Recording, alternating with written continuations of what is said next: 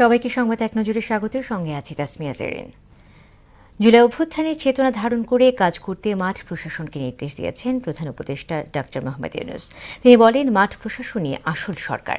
সকালে বিভাগীয় কমিশনারদের সঙ্গে ভিডিও কনফারেন্সে আয়োজিত মতবিনিময়ে কথা বলেন সরকার প্রধান।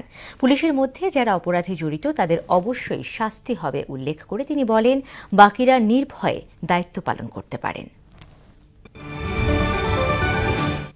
সরকার বা আদালত যদি আওয়ামী লীগকে নিষিদ্ধ না করে তাহলে দলটি নির্বাচনে অংশ নিতে বাধা নেই বলে জানিয়েছেন সিইসি নাসিরুদ্দিন।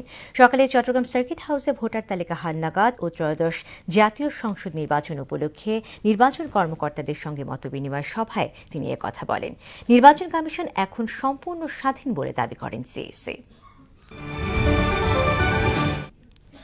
ভাতা বাড়ানোর দাবি মেনে সরকারের পক্ষ থেকে গেজেট প্রকাশ করায় আন্দোলন প্রত্যাহার করেছেন বঙ্গবন্ধু শেখ মুজিব মেডিকেল বিশ্ববিদ্যালয়ের পোস্ট গ্র্যাজুয়েট ট্রেনি চিকিৎসকরা। দুপুরে বিএসএমএমইউতে সংবাদ সম্মেলনে ডক্টরস মুভমেন্ট ফর জাস্টিসের সভাপতি ডক্টর জাবির হোসেন জানান, মাসিক ভাতা 25,000 থেকে বাড়িয়ে আপাতত 30,000 টাকা এবং জুলাই থেকে 35,000 টাকা করে গেজেট প্রকাশ করায় আন্দোলন প্রত্যাহার হয়েছে। সাবেক প্রধানমন্ত্রী শেখ হাসিনা সহ 9 জনের বিরুদ্ধে লিখিত অভিযোগ দাখিল করেছে ইউপিডিএফ নেতা মাইকেল চাকমা।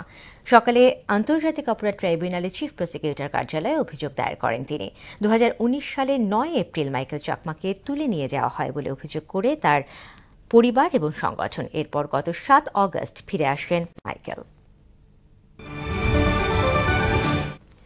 কুমিল্লার চান্দিনায় আগুনে পুড়েছে শতাধিক দোকান, আর চট্টগ্রামের কাটলিতে পুড়েছে 3টি আসবাব কারখানা। কুমিল্লার মাধাইরা বাজারে লাগা আগুন ফায়ার সার্ভিস এবং স্থানীয়দের প্রচেষ্টায় 3.5 ঘণ্টা এবং চট্টগ্রামের আগুন নিয়ন্ত্রণে আসে 5 ঘণ্টা পর। আগুনে ব্যাপক ক্ষয়ক্ষতি হয়েছে বলে জানান ব্যবসায়ীরা। 100 বছর বয়সে না ফেরার দেশে পাড়ি জমালেন যুক্তরাষ্ট্রের সাবেক প্রেসিডেন্ট জিমি কার্টার। স্থানীয় সময় রোববার বিকেলে জর্জিয়া অঙ্গরাজ্যের প্লেন্সে নিজ বাড়িতে শেষ নিঃশ্বাস ত্যাগ করেন তিনি। জিমি কার্টারকে অসাধারণ নেতা আখ্যায়িত করে শোক প্রকাশ করেছেন দেশটির বর্তমান প্রেসিডেন্ট জো বাইডেন।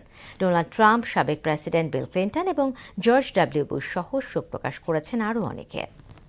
দর্শক, এই ছিল সংবাদ এক নজরে। সবশেষ খবর সবার আগে জানতে মোহনার সাথেই থাকুন। এতক্ষণ সঙ্গে থাকার জন্য ধন্যবাদ।